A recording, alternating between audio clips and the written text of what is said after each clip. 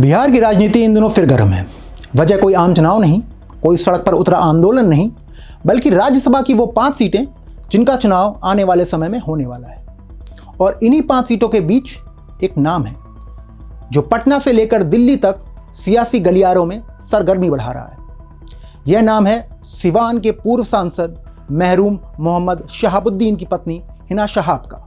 हिना शहाब का नाम कोई नया नहीं है। सिवान की राजनीति में यह नाम भावनाओं से जुड़ा हुआ है, विरासत से भी और विवादों से भी। लेकिन इस बार मामला भावनाओं से आगे निकल चुका है।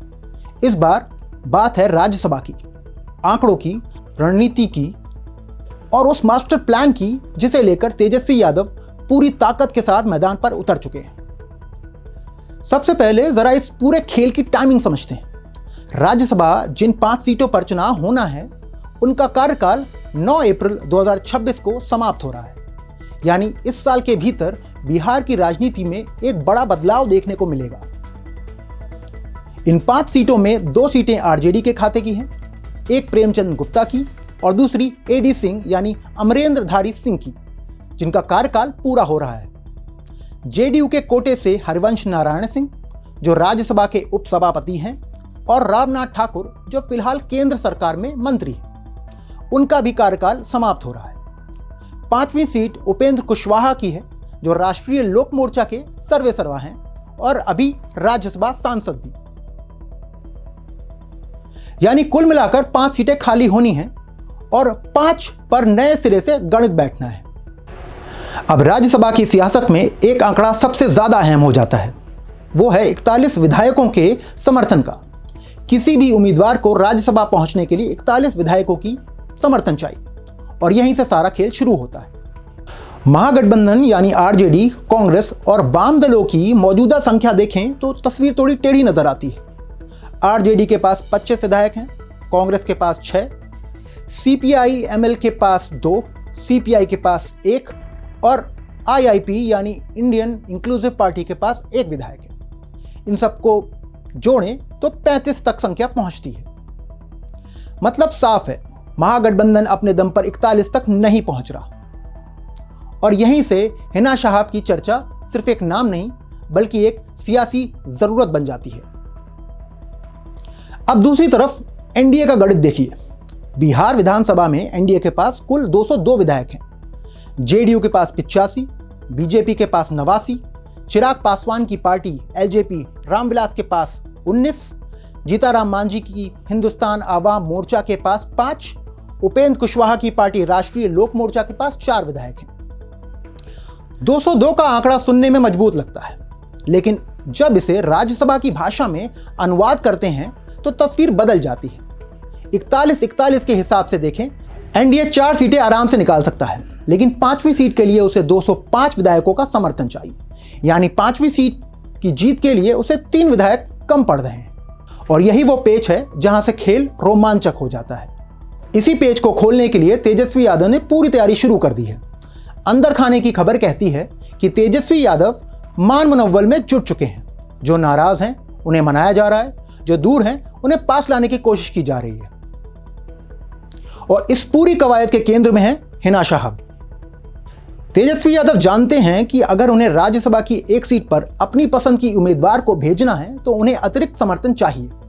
और यह समर्थन कहां से आएगा? इसका जवाब अब धीरे धीरे साफ होता जा रहा है।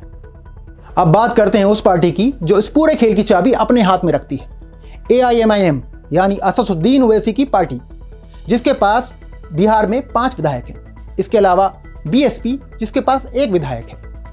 अगर आरजेडी, कांग्रेस, वामदल, आईआईपी, बीएसपी और AIMIM इन सभी को जोड़ दें तो आंकड़ा 41 तक पहुंचता है। यानी गणित बन सकती है, रास्ता दिख रहा है। लेकिन सवाल यही है, क्या ओवैसी मानेंगे? पॉलिटिकल कॉरिडोर में जो चर्चा है वो ये कहती है कि ओवैसी बिना शर्त के समर्थन नहीं देंगे। बातचीत हो चुकी है, संकेत मिल चुके हैं और इस बात में एक नाम सबसे आगे है, हिना शहाब। चर्चा यह है कि अगर आरजेडी हिना शहाब को राज्यसभा भेजती है तो AIMIM समर्थन देने को तैयार हो सकती है। वजह साफ है, हिना शहाब एक मजबूत अल्पसंख्यक चेहरा है। सिवान की सियासत में उनका प्रभाव रहा है और शहाबुद्दीन की विरासत आज भी एक बड़ा फैक्टर है। ओवैसी की राजनीति भी अल्पसंख्यक पहचान के इर्द गिर्द घूमती है। ऐसे में एक अल्पसंख्यक महिला को राज्यसभा भेजना उनके लिए सियासी तौर पर नुकसान का सौदा नहीं है। लेकिन कहानी यहीं खत्म नहीं होती है। असली राजनीति बिहार विधान परिषद में छिपी है। 28 जून 2026 को एमएलसी का कार्यकाल समाप्त हो रहा है। इनमें बीजेपी, जेडीयू, आरजेडी और कांग्रेस के बड़े नाम शामिल हैं। इसी दौरान विधान परिषद की सीटों पर भी चुनाव और उपचुनाव होने हैं। मंगल पांडे की सीट पर उपचुनाव होना तय माना जा रहा है। सम्राट चौधरी, संजय मयूख, भगवान सिंह कुशवाहा, कुमुद वर्मा, भीष्म साहनी, गुलाम गौस, मोहम्मद फारूक, सुनील सिंह और समीर कुमार सिंह, इन सभी नामों का कार्यकाल खत्म हो रहा है। अंदर की खबरें यह हैं कि राज्यसभा के समर्थन के बदले विधान परिषद में एआईएमआईएम को एक सीट देने का फॉर्मूला तैयार किया गया है। यानी ऊपर राज्यसभा, नीचे विधान परिषद, दोनों सदनों में संतुलन बनाने की कोशिश। यही वो जगह है जहां हिना शहाब की राह आसान होती दिख रही है। अब सवाल यह उठता है कि आरजेडी बार बार अल्पसंख्यक चेहरे पर ही क्यों दांव खेल रही है। जब संजय यादव को राज्यसभा भेजा गया था तब भी हिना शहाब का नाम चर्चा में था। इस बार भी वही नाम सामने है। इसका जवाब सीधा है। एक तो ओवैसी फैक्टर, दूसरा बिहार की सियासत में अल्पसंख्यक वोट बैंक की अहमियत, और तीसरा शहाबुद्दीन की राजनीतिक विरासत जो आज भी सिवान और आसपास के इलाकों में असर रखती है।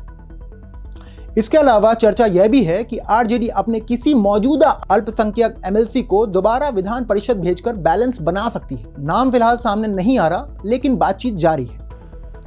आज हालत यह है कि पटना से लेकर दिल्ली तक हिना शहाब का नाम गूंज रहा है। राजनीतिक बैठकों में, फोन कॉल्स में, बंद कमरों की बातचीत में हर जगह यही सवाल है कि क्या हिना शहाब राज्यसभा जाएंगी। तेजस्वी यादव की सक्रियता यह बताती है कि मामला गंभीर है। यह कोई हवा में उड़ती चर्चा नहीं, बल्कि ठोस रणनीति का हिस्सा है। इस पूरे खेल का आखिरी और सबसे बड़ा सवाल, क्या ओवैसी तैयार होंगे? क्या डील फाइनल होगी? क्या 41 का आंकड़ा सच में जुटेगा?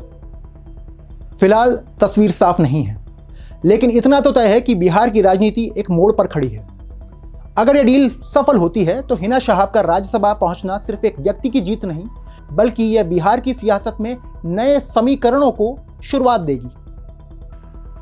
तेजस्वी यादव का मास्टर प्लान कामयाब होगा या नहीं, यह आने वाला वक्त बताएगा। लेकिन इतना तो तय है कि इस बार राज्यसभा का चुनाव सिर्फ सीटों का नहीं, बल्कि रणनीति, विरासत और सत्ता संतुलन का चुनाव है। इस पूरी कहानी के केंद्र में है एक नाम, हिना शहाब। आप जुड़े रहिए YBN बिहार के साथ। हम आपको बताते रहेंगे बिहार के हर पॉलिटिकल मूवमेंट की अंदर की खबर।